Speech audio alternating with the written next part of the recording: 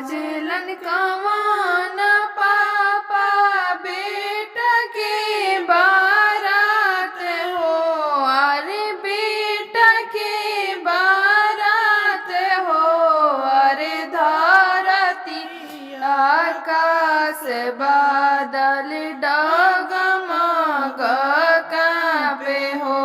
अरे धरती आकाश बादल डगमग कांपे हो।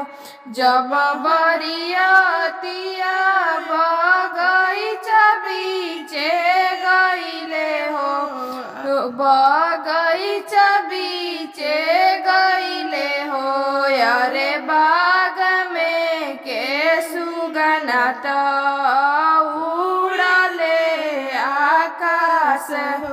अरे बाग में के सुगना तो उड़ले आकाश हो। जब बरियातिया पोखरवा बीचे गईले हो।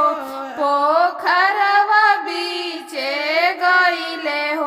अरे पोखरा के मछली सब चलले पाताल। अरे पोखरा के मछली सब चलले पाताल हो। जब बरियातिया दुआर बीचे आइले हो। दुआर बीचे आइले हो।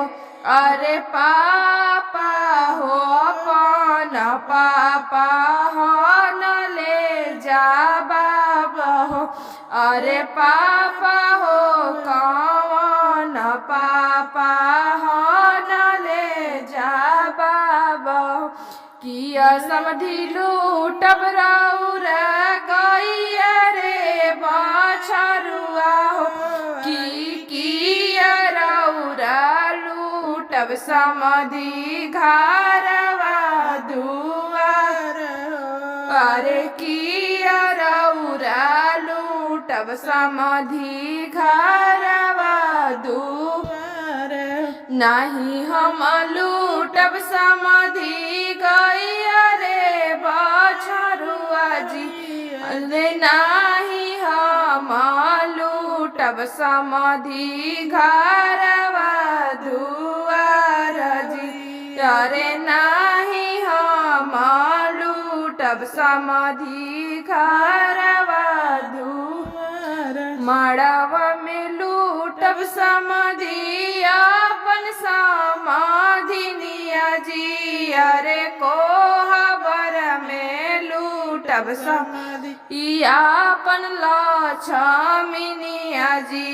अरे कोहबर में लूटब समधि अपन लक्ष्मीनिया जी।